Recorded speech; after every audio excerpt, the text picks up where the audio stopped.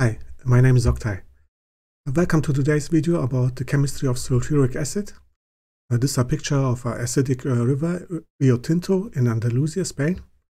This river has a pH of 2, so it's very acidic.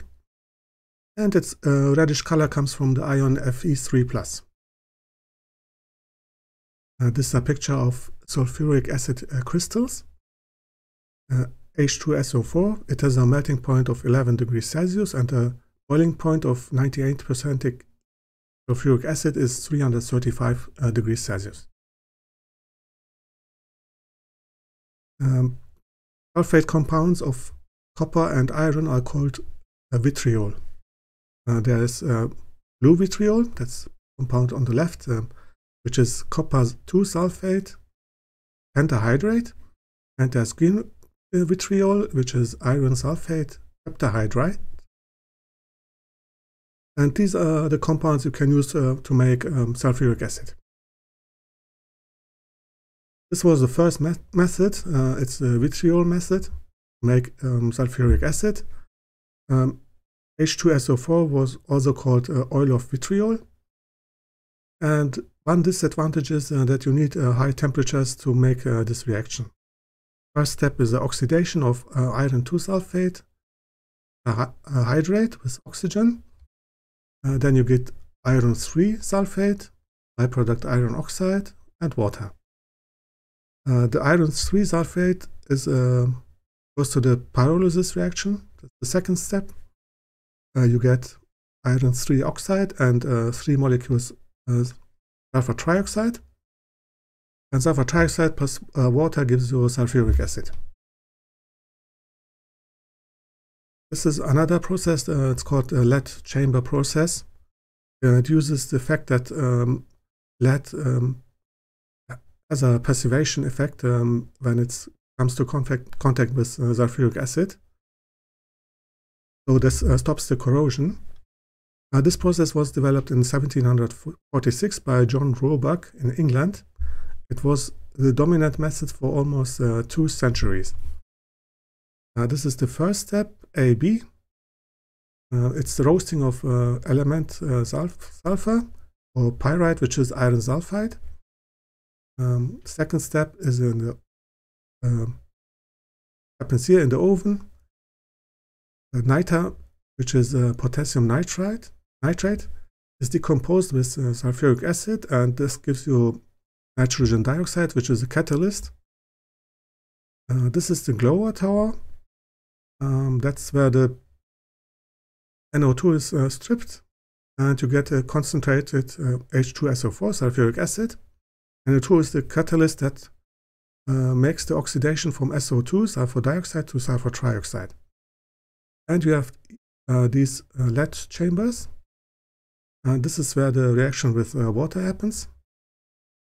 And the last step is a Gay-Lussac tower, where the gases are washed with cooled sulfuric acid, H2SO4, which comes from the Glover tower. This is today's process. It's called the contact process. It was patented in 1831 by Peregrine Phillips. And the real breakthrough came in 1901 with the catalyst vanadium pentoxide. The first step is oxidation of sulfur with oxygen. This gives you sulfur dioxide, which is an exothermic reaction. The second step is also exothermic. That's the oxidation of sulfur dioxide with air, with purified air, at 450 degrees Celsius with the catalyst. This gives you oleum, which is a mixture of sulfur trioxide and water with excess of SO3, sulfur trioxide. This is here. One of the compounds is, for example, disulfuric acid. And the last step is a reaction with water that gives you sulfuric acid. The production in 2022 was 18 million metric tons just from China, which is #1 producer. That's more than the second and third combined. That's second is USA, third is Russia. And sulfur sulfuric acid is a basic chemical compound. It's very important economically, and that's why it is an economic indicator for the progress of our country. These are applications of sulfuric acid. Most of it goes to production of fertilizers, about 60%. Then you can make batteries, dyes, detergents, be used in the paper industry, metal industry, for example, as cleaning agent, and for the production of pharmaceuticals. Sulfuric acid has three main properties. It is a strong acid. It is hygroscopic, which means it loves water, and it is an oxidant. Concentrated sulfuric acid is 98%, but it contains other compounds too. For example, water, the ion HSO4-, H3SO4+, hydroxonium ion H3O+, HS2O7-, and the compound disulfuric acid. This is one example of what you can do with sulfuric acid. That's the production of nitrocellulose. Can be made from cellulose with nitric acid, and sulfuric acid H2SO4 is a catalyst. These are examples for applications of nitrocellulose, for example, for lacquer, for nail polish, or for coatings, explosives, and for celluloid. This is how the lead acid battery works. That's a redox reaction. The charging is a disproportionation reaction, because you have lead-2 sulfate. You get the disproportionation to lead element with oxidation state 0, and lead-4 oxide, which oxidation state +4. And the reversing process is discharging. That's a comproportionation reaction. The lead compound with the oxidation state 0 and +4 goes to the intermediate oxidation state +2, and you get back your lead-2 sulfate. This picture you can see, it says recycling of lead, because lead compounds are toxic, but if you recycle it, then it's not a big problem. This is the structure of the molecule H2SO4. It is a strong Bronsted acid. Bronsted acids are proton donors.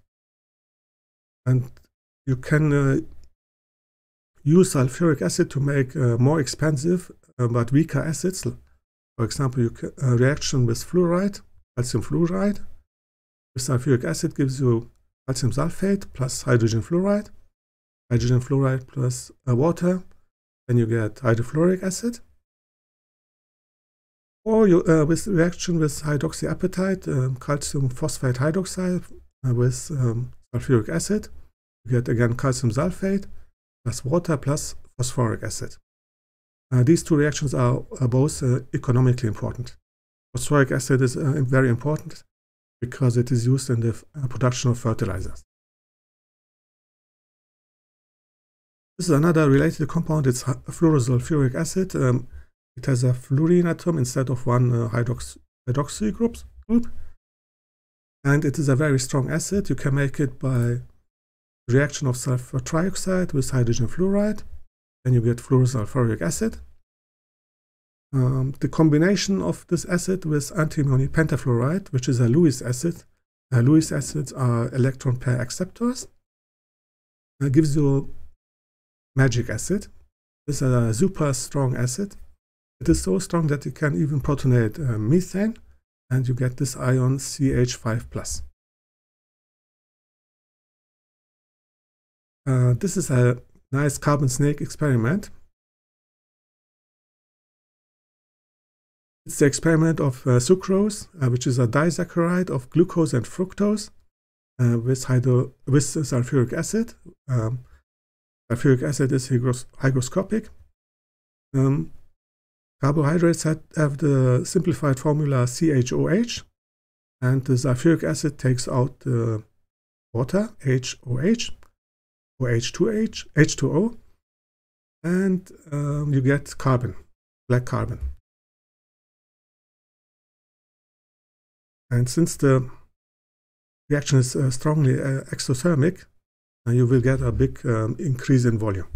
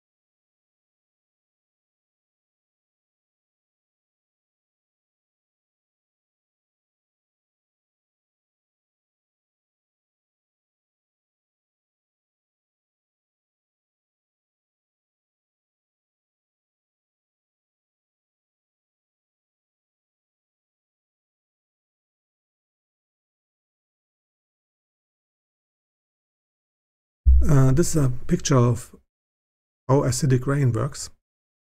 Acidic rain is a mixture of different acids: sulfuric acid, sulfuric acid, nitric acid, nitrous acid. Its origin is industrial processes that produce sulfur dioxide and nitrogen oxides, and that release it to air. Another source, of course, is traffic, transport. And these compounds react with water, and you get this mixture of acids. There are two ways of deposition. That's dry deposition and wet deposition. And when the acid goes into the soil, you get acidic soil, of course, and that's a problem because now the concentration of aluminium 3 plus ions goes up because it's better soluble in acidic environment.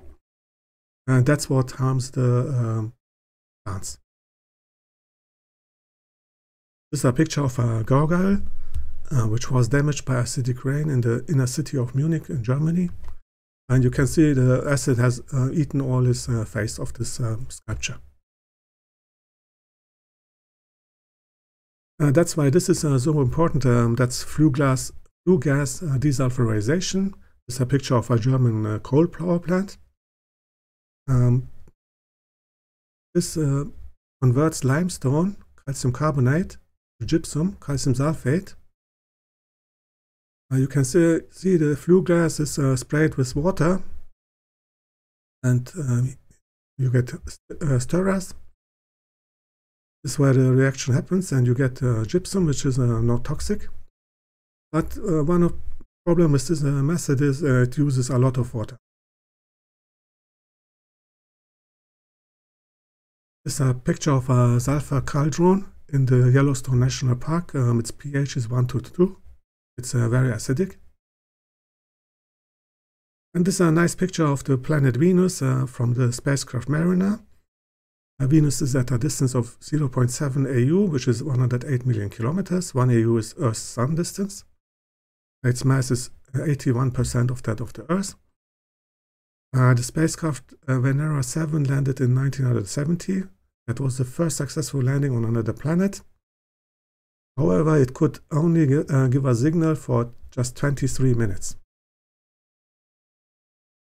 What had happened with the spacecraft? And this artist's impression shows you what had happened with the spacecraft. Venera 7 was eaten by the hot sulfuric acid vapors, because the Venus surface has a high pressure atmosphere of 92 bar. The main component is carbon dioxide, which produces a strong, very strong greenhouse effect. Average temperature is 465 degrees Celsius. And that's why the spacecraft lasted less than half an hour. This is a nice rhyme which every kid in Germany learns. Erst das Wasser, dann die Säure, sonst geschieht das Ungeheure. Which means first the water, then the acid, or something horrible will happen. So this refers to the production of dilute acid. So You can never pour water into concentrated acid because this reaction is very exothermic. The point where the water touches the acid becomes very hot, and you get this spraying effect. The correct way is to pour the water in an empty flask, fill it with enough water, cool it well, stir it, and then slowly pour the concentrated acid into the water to make the dilute acid, neutralize basically the acid. That was today's video about the chemistry of sulfuric acid. Thank you for watching. Have a nice day. Bye bye.